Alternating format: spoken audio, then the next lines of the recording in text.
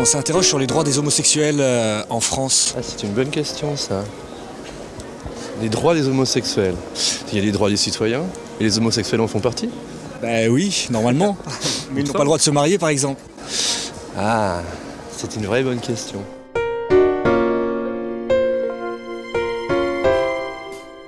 Je trouve ça implicite, c'est-à-dire que officiellement ils ont les mêmes droits, mais qu'officieusement la société fait qu'il y a des non-dits et des choses qui se mettent en place et qui font qu'au final la liberté n'est pas la même pour tout le monde, comme toutes les catégories qui sont discriminées.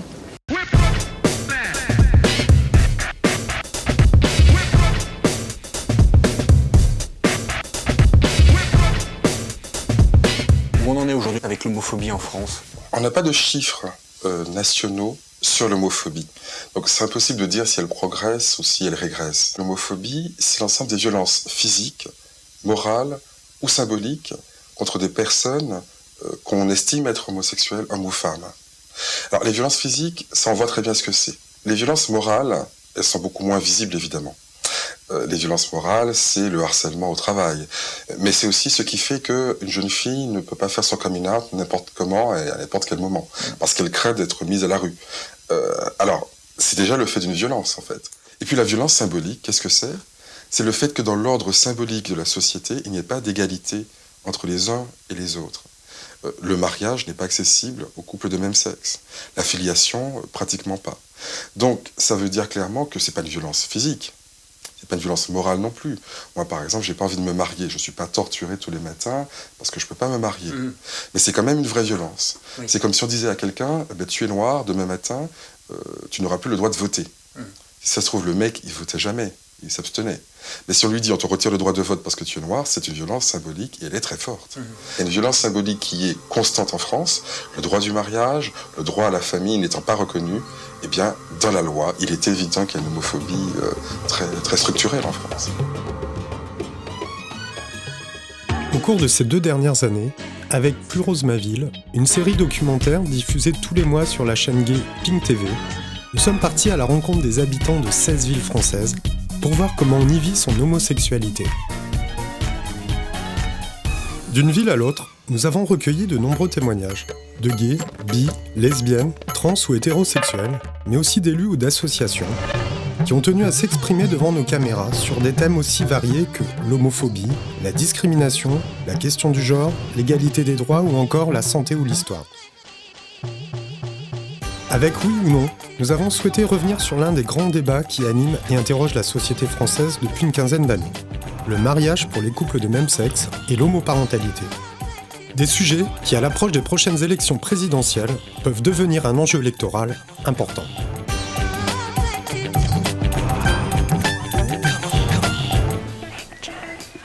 Comment parler de mariage et d'homoparentalité sans commencer par le commencement, l'amour? De Rennes à Lille, en passant par Lyon, Metz ou Rouen, des kissings sont organisés partout en France. Des happenings qui connaissent un succès grandissant, surtout chez les jeunes générations, notamment grâce aux réseaux sociaux. Les amitiés particulières ou autres amours clandestines semblent révolues.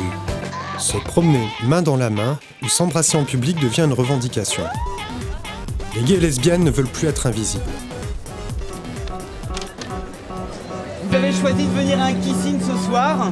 Vous allez donc prendre un risque, le risque d'attirer sur vous des regards de travers, des insultes, des actes violents. Que s'embrasser en place publique n'est pas chose facile pour tous les couples. Donc le kissing permet de banaliser des gestes d'affection entre personnes de même sexe.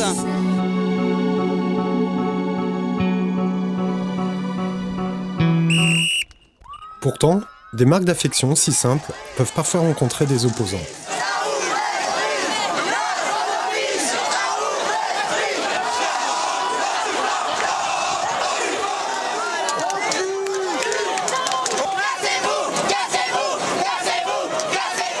Qu'est-ce qui s'est passé, Père Saint-Jean? On voulait se faire des bisous pendant 2 minutes et en fait il y a plein de méchants fachos qui sont venus en nous disant sale PD, vous êtes des déviants. Grosso modo.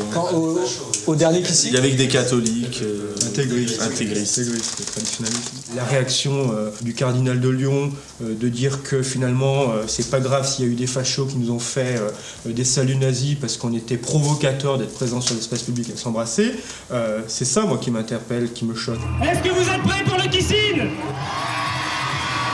Ça n'est pas une provocation. Tous les week-ends, à l'intérieur de la cathédrale, il y a des gens qui s'embrassent. Ça s'appelle un mariage religieux et ça ne pose problème à personne.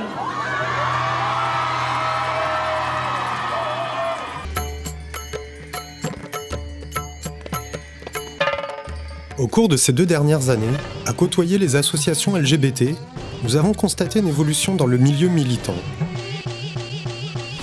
Même si le sida reste encore dans les préoccupations, il semblerait que la maladie ne soit plus le socle de l'action militante comme elle l'a été dans les années 90. Très sincèrement, si la communauté homosexuelle s'était pas battue comme elle l'a fait au début pour cette maladie, souvent bien seule, au début les pouvoirs publics s'en fichaient totalement, il n'y aurait pas eu quelque part cette considération qu'ont eu les Français pour les gays, et ils se sont dit, regardez ces gens-là, ils sont quand même responsables, ils portent une maladie, et voilà, et puis ils ont vu les drames qui ont engendré les premiers morts du sida, les gens qui étaient virés de leur maison, de leur appartement, les familles qui empêchaient le compagnon de pouvoir venir à l'hôpital, d'assister à la fin de son propre ami, et je crois que ça a beaucoup touché les gens qui ont après compris pourquoi il était important qu'il y ait par exemple le Pax. Les trithérapies sont passées par là, et les jeunes générations semblent recentrer leur combat autour de l'égalité des droits et pour une meilleure intégration dans la société. J'ai fait mes premières armes à travers le militantisme gay, à Aide ou à Act Up. Donc pour les quadras d'aujourd'hui, les grandes causes et grandes luttes des années 80-90, c'est évidemment les causes liées au sida, et avec une urgence sociale, une urgence sanitaire. Donc il y avait de la colère, il y avait de l'urgence, donc des grands combats, les combats d'Act Up évidemment, face à la mort évidemment. Il y avait urgence à vivre et à s'exprimer, à le faire entendre. Et de sont nées des revendications comme les revendications sur le Pax, qui sont nées, qu'on appelait le CUX à l'époque, qui sont nées de ces revendications-là autour du sida. Et puis maintenant, d'autres revendications apparaissent autour de la famille, du mariage, de l'homoparentalité. On est passé à d'autres générations de militants, plus jeunes, qui sont moins liés à l'historique du sida, mais qui doivent se souvenir quand même que, sans faire de l'ancien combattant, que d'abord, rien n'est jamais acquis. Effectivement, rien n'est acquis. C'est en plein milieu de notre tournage à Lyon que la nouvelle est tombée. Une étude menée par l'Institut de veille sanitaire en septembre 2010 révèle qu'après 25 ans d'épidémie, la maladie est de nouveau hors de contrôle chez les gays. Le taux de contamination est de 200 fois supérieur à celui des hétérosexuels. Le mariage, il est surtout fait pour protéger les intérêts des conjoints. Et je comprends très bien qu'en tant qu'homosexuel, lorsque l'un des deux disparaît, on a à être protégé pour ne pas être expulsé, par exemple, de son domicile. Depuis 1999, en France, c'est le pacte civil de solidarité, le PACS, qui assure aux couples de même sexe leur protection juridique. Montpellier est l'une des premières étapes de notre Tour de France. À l'occasion du festival gay et lesbien, une réception est organisée pour célébrer les 10 ans du Pax. L'occasion de revenir sur ce contrat qui, à l'époque, a soulevé de vives polémiques. Ah, c'est génial. 10 ans du Pax, merci Patrick, c'est beau. Ah, c'est très très beau. 1, 2, 3. Voilà. Les opposants du Pax ont beaucoup contribué par leur opposition frontale, par l'insanité d'ailleurs de beaucoup de propos, à ce que ce soit un grand débat public qui ait traversé la société française. Et la société française s'est libérée à ce moment-là. Le tabou de l'homosexualité est tombé. Beaucoup de verrous ont sauté. Le vote du Pax à l'Assemblée avait rencontré de nombreuses oppositions, venant de la droite mais aussi d'élus de gauche. Certains allaient même jusqu'à y voir la destruction de notre société, ou clamer des slogans comme « les PD au bûcher ». Et si vous voulez, le débat sur le Pax, parce que c'était un grand débat public il y a 10 ans, et je dis ça pour les plus jeunes d'entre nous, parce qu'ils ne se rendent pas compte de ce qu'était, si j'ose dire, la condition des homosexuels, des lesbiennes et des gays avant le vote du Pacs. C'était beaucoup de honte, beaucoup de secrets, une vie souvent clandestine. Mais il reste encore du chemin pour une meilleure visibilité des homosexuels en France. Par exemple, le Pacs se signe discrètement au tribunal, une manière de montrer qu'il s'agit plus d'une formalité administrative que la consécration d'une union. À Toulouse, Reims ou Amiens notamment, des élus ont décidé d'ouvrir les portes de l'hôtel de ville aux couples de même sexe. À Toulouse, les Pacs peuvent se célébrer d'une manière un peu symbolique à l'intérieur de la salle des illustres comme les mariages et dans les mêmes heures, c'est-à-dire il n'y a pas un moment pour les Pacs. Donc ce qui fait que nous avons mis en place cette promesse et j'ai, avec Hélène Mandroux, lorsqu'elle a fait un appel, j'ai signé aussi l'appel pour le mariage homosexuel.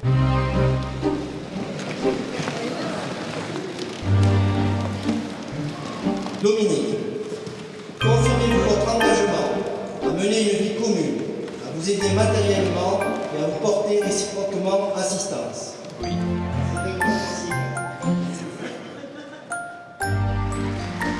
Le protocole est un peu différent, le discours est un peu différent, mais c'est la même logique. Je crois que quand on donne des signes comme on le fait, de mettre en place les Pacs dans ce cadre-là, dans cette manière-là, les choses changent, les mentalités évoluent et donc ça va dans ce sens-là. Les 10 ans du Pacs ont permis de faire un bilan.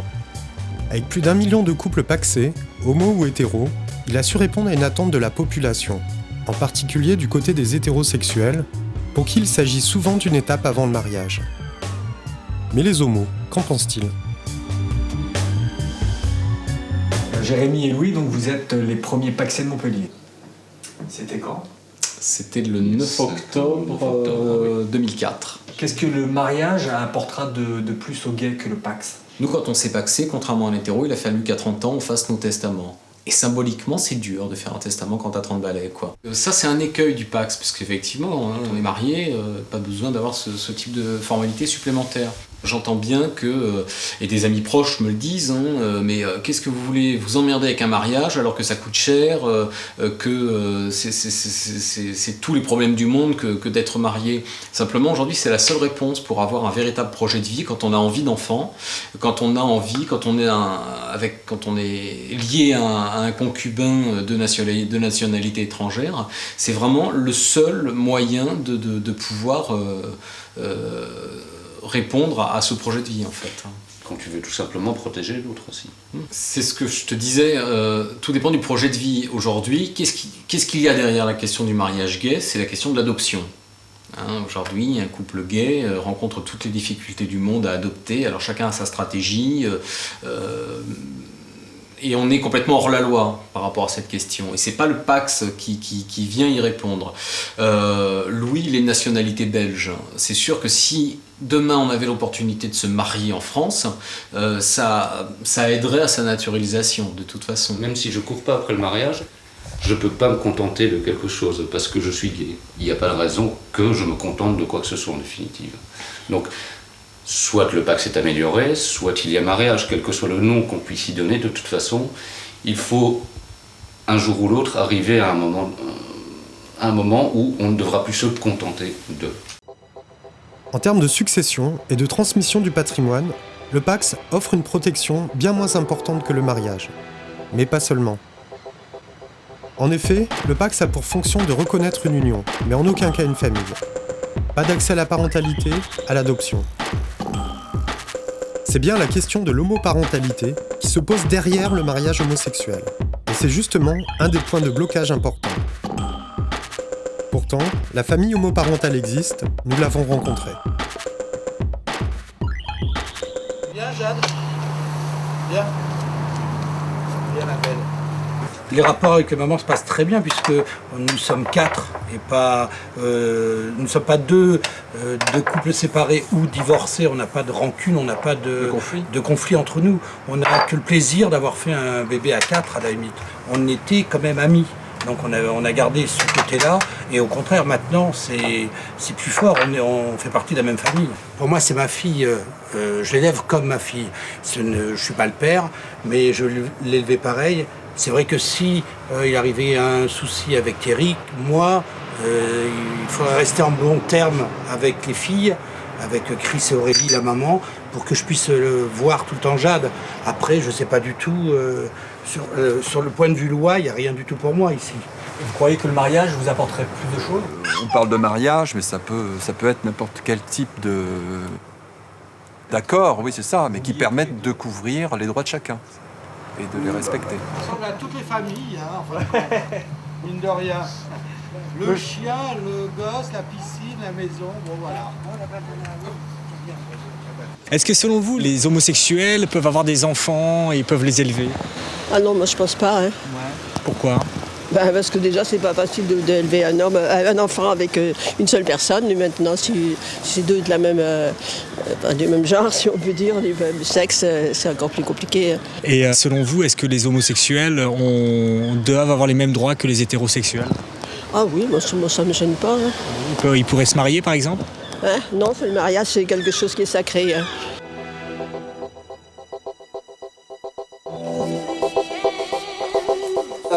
Avec ma fille, le fait que je vive avec une nana, elle m'aimait bien et tout.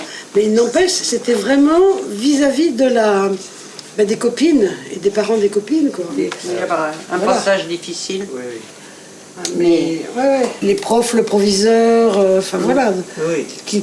Genre une pauvre femme qui élève seule son enfant et en plus elle est homo. Enfin bon, c'était la totale quoi. Je ne vois plus d'élèves qui aient honte d'être de famille de parents divorcés. Ça sera pareil pour. Ça se fera pareil pour les enfants élevés par des couples. Je vais voir avec ma petite fille si elle, ce qu'elle en dit quoi. Je veux dire bon. L'autre jour, elle m'a dit « Oh, mais tu sais, mamie, hein, on peut aussi aimer une femme. Hein. » Ah. On peut aimer un monsieur, il peut aimer un monsieur, et une femme, elle peut aimer une femme. Je dis « Bah oui, ça c'est vrai, ça c'est sûr. » Je suis allée accoucher, moi, j'ai eu tout de suite à l'hôpital. Oh, c'est encore une pauvre femme abandonnée. Alors la tête du personnel, quand je dis « Pas du tout », moi, je suis homosexuelle et je le veux pour moi. C'était 77. Hein. Ah oui. C'était impensable. Ils ont continué l'accouchement quand même. Ah oui, non mais on m'a envoyé le psychiatre, la psychologue. Ah oui, j'ai eu droit à tout. Parce que forcément, j'étais pas bien.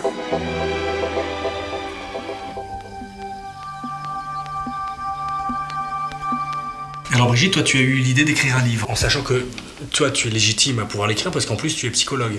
Oui. T'es pas juste une maman. Voilà, oui, c'est vrai. Le livre, il répond à plusieurs types de questions que les gens peuvent se poser quand ils ne connaissent pas des familles homoparentales. Parce qu'il y a des gens qui sont sincèrement inquiets en se disant « mais est-ce que c'est les meilleures conditions pour élever un enfant, etc. » L'objectif, c'était de les rassurer. Ils sont interrogés dans des choses qui les amènent à remettre en cause des points que eux percevaient comme définitivement ancrés, des grandes vérités. Un enfant a deux parents, un papa, une maman. C'est pas les homosexuels qui ont apporté tout un tas de subtilités dans les vies de famille aujourd'hui. C'est pas vrai. Des situations monoparentales, il y en a pléthore. Et là, on ne va pas demander aux mamans qui sont toutes seules et comment vous faites s'il n'y a pas d'homme à côté de vous. Je pense que les homosexuels ont, un petit peu comme les réactions chimiques, ils ont catalysé autour du désir d'enfant qui enfin pouvait s'exprimer, des problématiques qui traversent la société depuis déjà des décennies. Quelles sont les alternatives qui s'offrent aux homosexuels pour avoir des enfants, selon vous? L'adoption. Pas encore le recours à une mère porteuse, où malheureusement c'est illégal en France, mais déjà je pense que l'adoption c'est une bonne première, déjà ce serait pas mal. Ouais, et voilà. Qu'est-ce qui manquerait en France? Qu'est-ce qui manque en France pour que l'adoption passe selon vous? Déjà la légalisation du mariage pour les homosexuels, voilà. Les homosexuels qui ont un projet de parentalité ont recours au système D ou investissent dans des solutions parfois coûteuses. Pour l'instant, il n'existe aucune configuration idéale. De plus, les lois sur la bioéthique, votées récemment, ont confirmé l'interdiction pour les couples de femmes d'avoir recours à la procréation médicalement assistée. Je me suis fixée sur l'alternative en dehors de la France, donc en Belgique, sur des inséminations artificielles. C'est un peu le parcours du combattant parce qu'il faut pouvoir dégager et de l'argent et du temps. Ce qui est compliqué, c'est qu'il faut se mobiliser en très peu de temps. Ouais. Donc voilà, c'est vraiment, ça joue à quelques jours près. Il faut partir quasi du jour au lendemain en Belgique. Et qu'est-ce qui, selon toi, devrait être modifié pour que les choses aillent mieux dans cette démarche ? La barrière insurmontable, c'est la barrière légale. Voilà, en France, on ne considère pas qu'une femme, qu'elle soit homosexuelle ou pas, quand elle est célibataire, puisse avoir un enfant. C'est rejeté encore pour les couples lesbiens. Et je trouve qu'il y a du travail à faire. Je connais ni mon père ni ma mère, donc j'ai été adoptée par une famille française, et ce qui m'a permis aussi de réfléchir à la notion de filiation différemment. Ouais. Voilà, il y a une filiation de sang, effectivement, elle est factuelle, mais il y a aussi les liens affectifs et les personnes qu'on investit dans la relation, et ça compte aussi. Okay. Donc je pense que c'est pas... la famille, elle peut se tisser aussi différemment, il y a tellement de schémas possibles.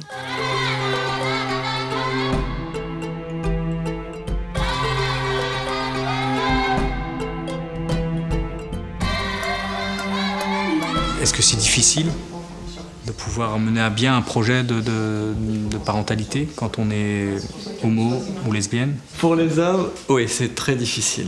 Ouais. Même la coparentalité, c'est pas facile. Et pour l'adoption, c'est très dur parce que j'ai fait moi-même la démarche. On se rend compte qu'à l'international, les enfants qu'on donne à des hommes célibataires, c'est les enfants que les orphelinats n'ont pas réussi à donner aux couples ou aux femmes célibataires, c'est-à-dire des enfants à problème. Olivier le dit toujours que c'est très simple pour les femmes. J'ai pas dit que c'était très simple. C'est beaucoup plus simple parce que nous on a un utérus, et ça c'est vrai. Et les hommes, s'ils veulent le faire toutes seuls, il reste effectivement ce chemin d'adoption en tant qu'homme seul avec tout un chemin hyper tortueux et de dire effectivement de déjà renier à sa propre condition d'être homosexuel, de mentir dès le début, donc je trouve que c'est hyper tordu et ce n'est pas juste. Et quelles sont les alternatives alors qui s'offrent aux homosexuels, hommes et femmes, pour avoir des enfants, pour les femmes par exemple? En fait, mon cas c'est un peu particulier parce qu'on est un couple franco-espagnol, donc la législation en Espagne, tout à fait, je suis espagnole. Donc la législation en Espagne nous a permis une reconnaissance totale. En Espagne, on a un livret de famille, on a les mêmes droits tous les deux, indépendamment du lien biologique avec l'enfant.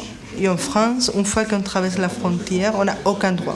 On a 2 livrets de famille, on a Lou qui s'appelle la plus petite, elle a 2 passeports et 2 pièces d'identité. Avec notre avocate, on veut effectivement essayer à reconnaître notre situation familiale qui, dans un pays de l'Union européenne, elle est reconnue, d'arriver à l'avoir en France. C'est donc sur le plan juridique que la bataille de l'homoparentalité se joue. À force de recours et de jurisprudence, petit à petit, la situation évolue. Souvent au cas par cas, sous forme de petites victoires, toujours compliquées à obtenir. Régulièrement, des décisions prises devant les tribunaux permettent cette lente avancée. Certaines procédures peuvent parfois conduire, en dernier recours, jusqu'à la Cour européenne des droits de l'homme. Chaque personne dans le monde entier peut introduire une requête contre un des pays qui a signé la Convention européenne des droits de l'homme, donc un des 47 États. Si jamais un des gouvernements est attaqué, l'audience se passe ici. Et justement, tu as des exemples de requêtes LGBT ? Oui, il y a pas mal d'affaires en fait depuis les années 80. Chaque question sensible de société en fait arrive ici tôt ou tard. Alors aujourd'hui, quelles sont les requêtes les plus fréquentes ? En ce qui concerne la France, par exemple, c'est la question de l'adoption des enfants par les couples homosexuels. Nous avons la requête, la première, la fameuse, c'était Frété contre la France. Frété, c'est le nom d'une personne ? Frété, c'est le nom du monsieur qui a introduit une requête. Ce monsieur-là, c'est un célibataire homosexuel qui voulait adopter un enfant. Pour adopter un enfant dans le droit français, il faut avoir un agrément préalable, en fait, une espèce d'agrément administratif. Monsieur Frété l'a demandé, ça lui a été refusé. Lui, il affirmait que ça lui a été refusé puisqu'il était, en fait, un homosexuel déclaré. La loi est bonne. En fait, la loi a été jugée conforme à la Convention. Et ce que la Cour a dit, par contre, si la loi qui autorise aux célibataires d'adopter des enfants est interprétée de manière discriminatoire, c'est-à-dire tout simplement, vous, monsieur X, madame Y, puisque vous êtes homosexuel, vous n'avez pas le droit d'adopter un enfant, c'est ça qui a été sanctionné. Okay. C'est-à-dire qu'aujourd'hui, dans la loi française, un célibataire a le droit d'adopter un enfant ?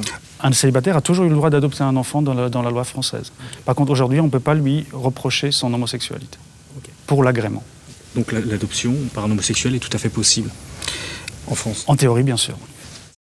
Dans la pratique, tous les témoignages recommandent qu'il vaut mieux taire son homosexualité lors des différents entretiens pour l'agrément, si l'on veut que la démarche ait une chance d'aboutir.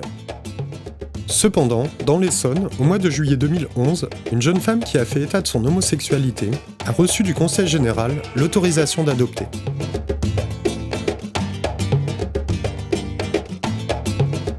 Je pense que ce qui serait bien, c'est que le mariage homosexuel existe et qu'à partir de ce moment-là, un couple homosexuel soit considéré comme un couple hétéro, avec les mêmes ouvertures en termes de succession, en termes d'éducation, en termes de séparation, si séparation il doit y avoir. Je crois que ce qui est fondamental de mon point de vue, c'est que l'enfant soit protégé. Et aujourd'hui, les enfants qui grandissent dans des familles homoparentales ne sont pas protégés.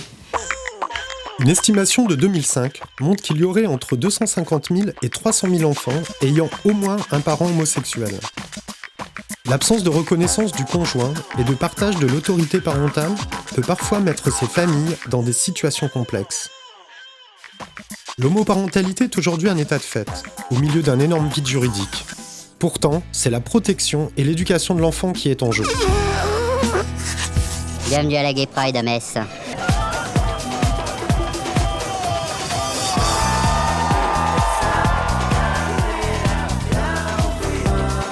Cette année, le thème de la marche, c'est justement l'homoparentalité. Liberté, égalité, stérilisé, État, justice, médecine, tous ligués contre nos parentalités. Nous, on souhaite dire qu'aujourd'hui, il y a une volonté de conservateurs de mettre en place une politique de stérilisation des personnes LGBT, de faire en sorte qu'elles n'aient pas d'enfants ou pas d'accès à la parentalité et aux mêmes droits. On voit que tout se rejoint. Les gens qui sont opposés à l'homoparentalité sont les mêmes qui ont été opposés à l'avortement, à la libération de la femme. Voilà, à la libération de la femme. Tout cela font régresser notre société vers plus d'obscurantisme, vers du conservatisme, alors que là on est face à des gens qui veulent vivre pleinement leur vie et qui demandent quelque part un droit à l'indifférence. Si je vous dis liberté, égalité, stérilisé, vous dites quoi ? Inégalité. Je suis moi-même homosexuel, je l'assume totalement, dans ma vie publique, dans ma vie privée. Je vis avec une même personne depuis 11 ans maintenant. J'ai un gamin de 16 ans, dont je crois être relativement le prototype de l'homosexuel moderne. On fera des enfants, tous beaux, intelligents. Ils auront tes yeux bleus et sûrement mes cheveux. On aura une maison, un loft, un cabanon, un foyer rien qu'à nous, avec un chien, sans doute. On pourra se marier et surtout divorcer, avoir un vrai boulot quand on sera hétéro, quand on sera hétéro.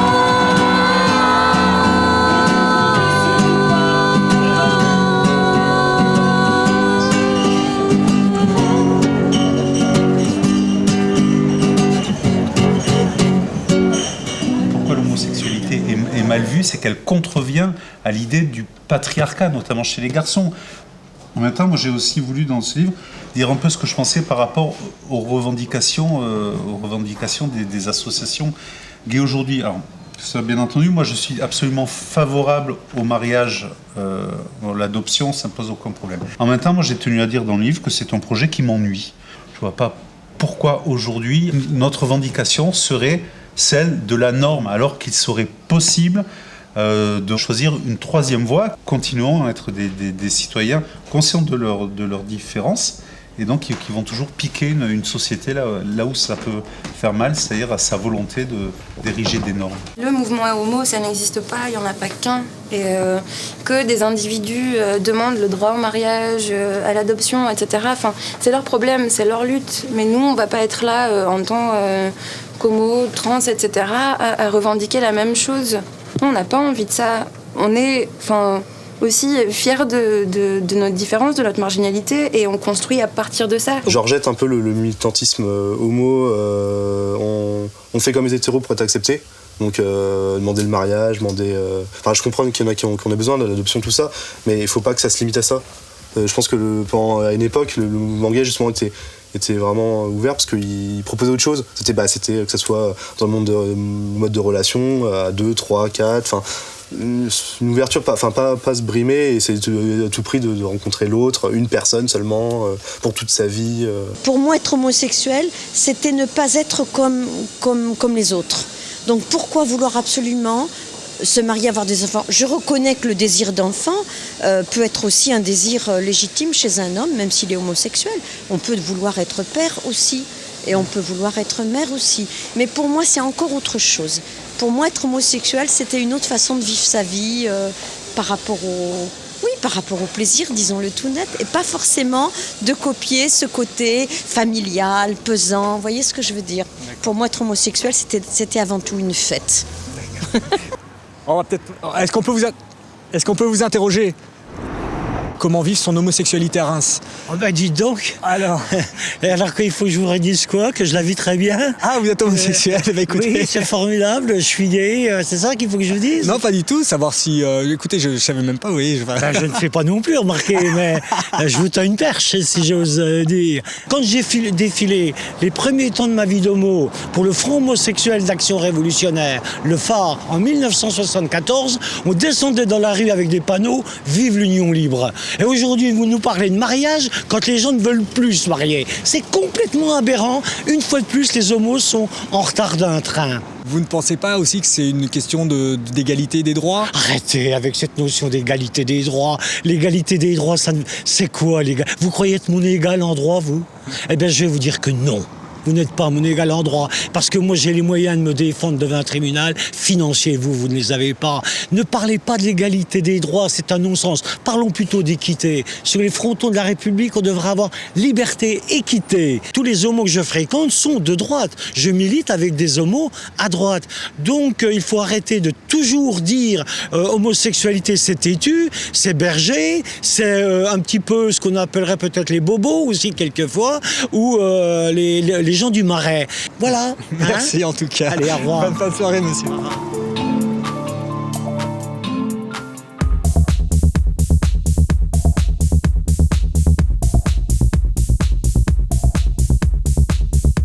Et vous, personnellement, êtes-vous en faveur du mariage gay? Alors pendant très longtemps, je me suis interrogé parce que j'ai beaucoup d'amis homosexuels. Alors, dans la communauté homosexuelle, ils étaient eux-mêmes partagés avec un certain nombre qui disaient mais non, puisque nous sommes d'une pratique sexuelle différente, il faut assumer cette différence. Bon, puis plus j'y réfléchis et plus je pense que il faut aller vers la reconnaissance du mariage homosexuel. Et en ce qui concerne l'adoption, est-ce que vous avez un avis particulier sur ce thème? L'adoption, je pense qu'il y a beaucoup de parents aujourd'hui déjà qui vivent l'homoparentalité. C'est quelque chose qui est de plus en plus courant dans ma ville. Donc oui, pourquoi pas l'adoption pour les homosexuels. Pour faire avancer le débat sur le mariage homosexuel, Hélène Mandroux a lancé un appel républicain et une pétition signée par des élus, des associations et des citoyens. Comment les Montpelliérains ont reçu l'appel d'Hélène Mandroux en faveur du mariage gay? À travers le mariage, c'est l'adoption qui est un filigrane, donc partant de là, moi je ne suis pas pour. On légalise, ça y est, ça va pas changer le monde de toute façon. Exact. Donc vous êtes pour légaliser le mariage? Ouais, franchement, il n'y a pas de souci. Que les gens soient heureux, c'est tout. Je crois que le mariage, à la base, ça part d'une volonté de fonder la famille, et je pense que c'est plutôt quelque chose qui s'applique à un homme et une femme. Je veux dire, pour les gays, je pense qu'il y a le Pax. C'est un droit que tout le monde a le droit. Je veux dire, le mariage, pourquoi pas? Ce serait une avancée aussi dans les esprits de certains. Oui, on a bien besoin. Madame le maire, vous le dira tout à l'heure, a été signée par de nombreux maires de France. L'initiatrice de cet appel, Madame Hélène Mandroux, maire de la ville de Montpellier. Madame le maire, est-ce qu'on peut considérer que ce soir c'est un appel du Parti Socialiste en faveur du mariage gay? C'est un appel de la gauche, Parti Socialiste, Parti Communiste et le Parti des Verts. Nous avons fêté cette année le 10 ans du Pax et il nous a semblé opportun, puisque ça fait 10 ans que rien n'avance, alors qu'on voit que dans d'autres pays, le mariage homosexuel pour les couples homosexuels est reconnu. Olivier Dussopt, maire d'Annonay. Nicolas Morvan, maire de Moillon-sur-Mer. Eddy Haït, maire de Carrière sous Poissy. Martine Aubry, maire de Lille. La Ligue des droits de l'homme, le collectif contre l'homophobie. Que le moment est venu de franchir une nouvelle étape en ouvrant le mariage aux couples de même sexe. Les discours en matière de lutte contre l'homophobie ne seront crédibles que lorsque les pouvoirs publics auront mis un terme à une insupportable discrimination institutionnelle. De la même façon, nous estimons que l'universalité, autre valeur fondatrice de notre République, est remise en cause lorsque notre pays refuse injustement la même protection et les mêmes droits à certains couples en raison de leur orientation sexuelle.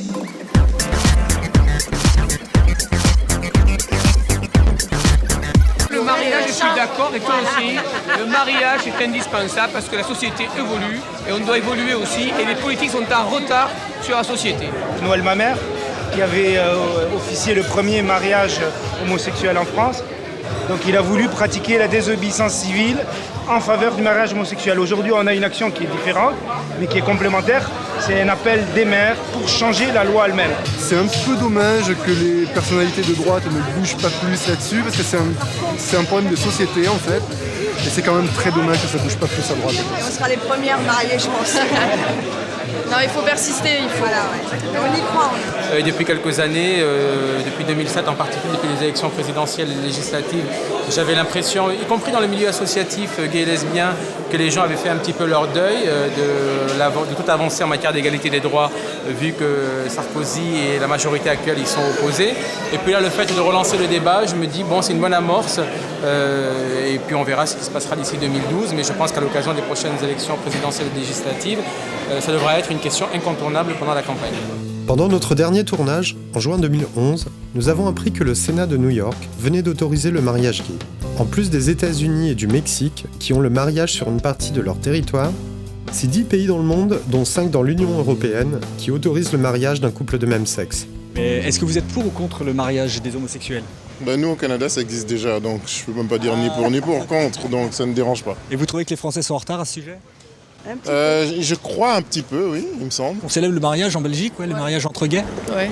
Ouais, ça existe. Ça n'existe pas en France ? Non, ça existe pas. Ouais. Et vous croyez que les Français sont en retard là-dessus ? En retard ? Ça, je sais pas, mais si vous me dites que ça n'existe pas encore en France, peut-être qu'ils sont en retard, ouais. Au Brésil, le mariage homosexuel ?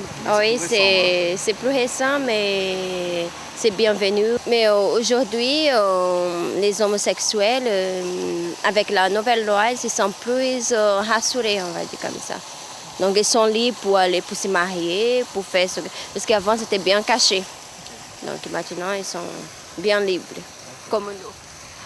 Et justement, qu'est-ce que vous avez, vous, au Mexique, qu'on n'a pas nous, les gays, en France ? Et les gays, j'ai quand même un petit peu plus de liberté, d'expression sociale, d'intégration. Et le mariage ? Et le mariage. Et alors, vous allez aller au Mexique vous marier ? Est-ce que tu voulais te marier avec mon Mexique ? Oui, mi amor. Aujourd'hui, tous les grands partis ont leur propre club de réflexion sur les questions LGBT qui ont pour fonction d'exercer du lobbying interne. Que ce soit HES pour les socialistes, Guéli pour l'UMP ou encore Centrego pour le Modem ou le Parti radical que nous avons rencontré à Bordeaux. Alors en France, qu'attendent les politiques pour légiférer ? La position du Modem, elle a enfin été couchée sur le papier de manière très explicite l'année dernière, c'est-à-dire le mariage pour les personnes homosexuelles et le droit à l'adoption. Sur l'adoption, c'est vrai que c'est un autre débat, c'est un peu plus complexe parce que ça touche aux sensibilités personnelles. Le Parti radical réfléchit sur cette question. Il faut amener plus les sujets sur le devant de la scène. C'est vrai que parfois ça manque un peu d'audace, là, parce que certains ont un peu peur. Voilà. Je ne vais pas balancer sur mes copains du Modem, mais malgré tout, il y a quelques sénateurs, sénatrices qui restent un peu fermés sur ces questions et qui ne répondent pas. Qui ne répondent pas, c'est voilà. Pour l'instant, c'est le seul... Qu'on croise à des congrès, on leur dit qu'on leur envoie des lettres. Oui, on se revoit demain à telle heure à cet endroit-là par le Congrès. Et puis, c'est clair que c'est le sujet qui les dérange, c'est pas... Oui, mais à la fois, c'est des gens aussi à respecter parce que les élus, ils sont à l'image de la société, hein, c'est-à-dire qu'ils sont parfois élus dans des zones très rurales, ils sont pas non plus dans des milieux où ils peuvent rencontrer des personnes LGBT, donc c'est des questions qu'ils ne connaissent pas des fois. Il ne faut pas essayer de lancer l'invective d'homophobie à travers la tête de ces gens-là, parce que je pense que ça a plutôt tendance à les fermer encore plus qu'à les ouvrir. Il y a beaucoup d'élus locaux qui sont complètement derrière ce combat-là. Je pense que d'autres sont réticents, hein, parce que c'est pas simple, parce qu'il faut après aller assumer ça aux élections politiquement et qu'on a toujours peur de perdre des voix. Mais je pense qu'il y a des voix qu'il faut savoir perdre pour gagner d'abord pour soi-même, pour sa morale, pour ses valeurs, et puis aller continuer à penser que la société, on va pas la convaincre en 5 minutes, mais bon, c'est un long combat. Voilà, ça me fait penser à 80, hein, quand Mitterrand a parlé de peine de mort, de droit pour les homosexuels, etc. C'était pas simple, hein, dans la société de 1980. Hein. Il y avait eu 68 certes, mais il y avait quand même eu 27 ans de droite. Et c'est une prise de risque pour les élections, mais cette prise de risque, elle est normale parce que simplement, c'était un choix de société qui ne pouvait pas passer sans ça. On ne peut pas changer la société en disant on laisse sur les bords ce qui pourrait nous faire prendre des risques. Et selon vous, pourquoi les choses bloquent ? Pourquoi les choses bloquent ? Mon Dieu, c'est parce que on fait toujours un pas en avant, 3 pas en arrière, quoi. C'est exactement la même chose pour la libération de la femme ou ce genre de choses. Et pourquoi, selon vous, aujourd'hui, ça reste encore une question taboue ? Pourquoi ça reste une question taboue ? Parce que sur le mariage, l'homoparentalité. Il y a beaucoup de clichés qui sont attachés à ça. Les hommes politiques aussi qui montrent d'exemple aussi, quoi. Hein, qui ne fassent pas des déclarations imbéciles comme ça a pu se faire dans certains cas. Dans chaque ville où nous avons tourné, nous avons proposé au maire de se prononcer sur sa politique municipale en ce qui concerne les questions LGBT, mais également ses engagements sur le mariage ou l'adoption pour les couples de même sexe. Il y a eu les convaincus. Moi, je crois que dans un certain nombre de pays européens, le mariage homosexuel existe, n'a pas posé de problème particulier à la société. Et, moi, je comprends qu'il y ait une demande et je suis assez favorable, effectivement, je dirais, au fait que la loi évolue dans ce sens. Je me suis prononcé publiquement pour le mariage homosexuel. Il y a eu un grand débat avec ma collègue Hélène Mandroux à l'époque sur Montpellier, donc on s'était retrouvés. Mais aussi quelques repentis. Moi, je vous l'avais dit, j'avais une petite hésitation. Pendant des années, je ne voulais pas dire des choses que je ne croyais pas, pensant qu'un enfant avait peut-être besoin d'un homme et d'une femme pour se construire. Mais finalement, je me suis dit que ce qu'avait d'abord besoin un enfant, c'est d'affection. Et donc, depuis maintenant plusieurs années, je suis convaincue qu'il faut aller dans ce sens. Il y a ceux qui pratiquent le ni oui ni non. Ce qui concerne plus particulièrement le mariage gay ou l'adoption, ce genre de sujet. Ce sont des sujets plus compliqués, ça, mais qui mériteraient qu'on y réfléchisse. Plus longuement. Oui, est-ce que c'est un souhait de votre part que la droite y réfléchisse plus longuement ? Oui, bien sûr. Moi, j'ai évolué aussi là-dessus. À l'origine, je n'étais pas très enthousiaste sur le Pacs, et puis depuis, j'ai revu un peu ma position, et sur le reste, discutons-en. Discutons-en pour 2012 ? Oui, sans doute. Ce sera un sujet. Et ceux qui sont restés aux abonnés absents, malgré nos multiples demandes. Comme Anis, par exemple. Monsieur Stroni, bonjour. Pensez-vous que pour l'année 2012, vous diriez oui pour le mariage homosexuel ? On attend votre réponse. Merci, monsieur le maire.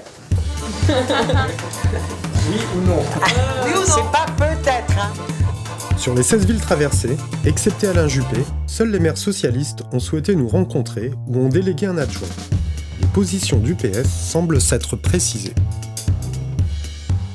Le Parti socialiste, au moment de déposer sa loi sur l'ouverture du mariage aux couples de même sexe, on a déposé une le même jour sur l'aménagement des conditions d'exercice de la parentalité, c'est-à-dire que les deux sujets sont les mêmes. Et on préfère, nous, un modèle espagnol qui ouvre le même jour le mariage et les filiations entre couples de même sexe et leurs enfants, qu'un modèle belge ou portugais qui commence par ouvrir le mariage avant de poser la question des familles homoparentales. Ça nous paraît beaucoup plus logique de souffrir d'un coup.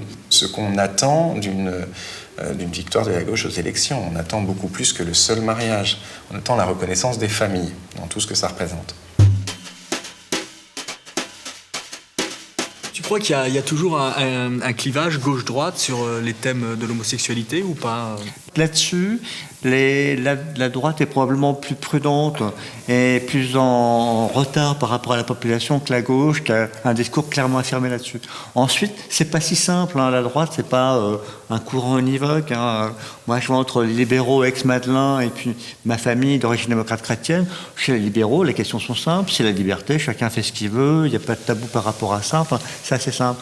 Moi, je viens d'une famille politique où quand même influencée par la démocratie chrétienne, on est plutôt sur une famille classique, c'est compliqué, on n'en parle pas, etc. Donc, et pourtant, même dans cette famille, il y a, je pense qu'il y a une majorité peut-être moins importante qu'ailleurs, qui est prête à discuter en tout cas du mariage. Ça peut, dans une autre occasion, effectivement susciter une prise de conscience, un débat et puis une nécessité de décider. Et moi, je souhaite que ça, bien sûr. Donc là, si on nous entend, on a un démocrate chrétien qui est pour le mariage gay, qui demande à ce qu'on débatte de ce sujet. Bravo. Et je suis probablement pas le seul, hein, je vous rassure. Il faut reconnaître qu'aujourd'hui, ceux qui ont gagné la partie à l'UMP, c'est la frange la plus dure.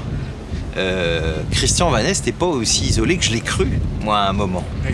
Christian Van Est, il est soutenu par de nombreux parlementaires qui pensent la même chose que lui, à tel point d'ailleurs qu'il y a quelques semaines, Xavier Bertrand, le secrétaire général de l'UMP, qui est plutôt quelqu'un d'ouvert aussi d'ailleurs, a quand même été obligé de dire, écoutez, le candidat Sarkozy s'était engagé sur le statut du beau-parent et sur un contrat d'union civique un peu comme celui qu'ont les Anglais, qui va plus loin que le Pax français, et il a dit on n'a pas de majorité pour le faire adopter.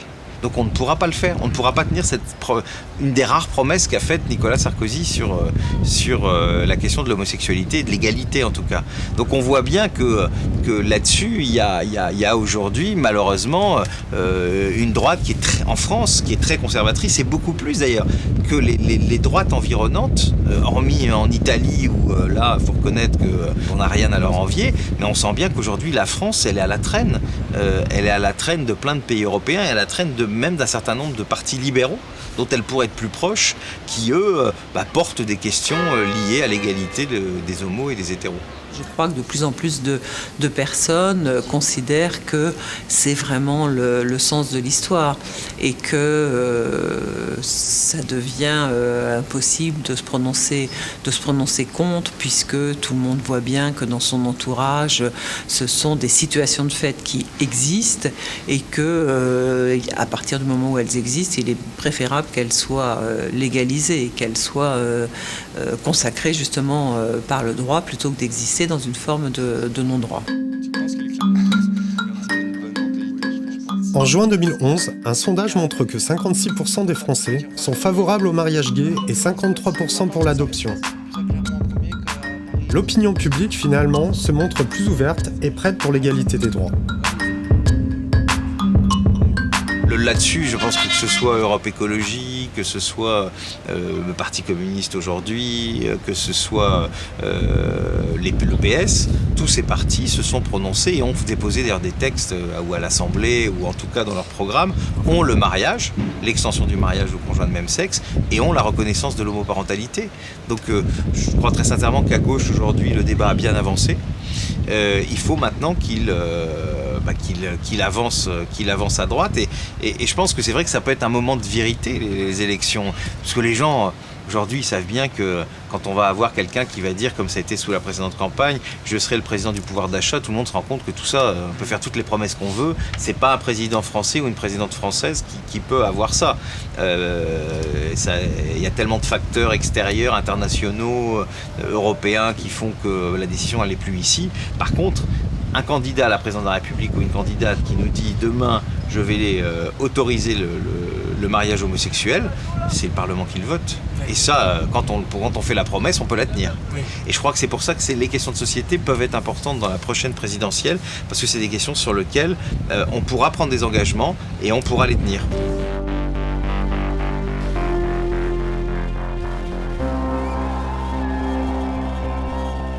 En juin 2011, à la veille de la diffusion du dernier épisode de notre série documentaire, le Parti socialiste soumet à l'Assemblée nationale le vote du mariage homosexuel. Le résultat est sans appel, 293 voix contre 222. Toute la gauche a voté pour, tandis qu'une très large partie de la majorité UMP Nouveau Centre s'y est opposée. Seuls 9 députés de droite y ont été favorables. Ce rejet de l'Assemblée met en évidence le retard de la classe politique française sur les questions LGBT. Reste aux gays et lesbiennes de continuer à se faire entendre.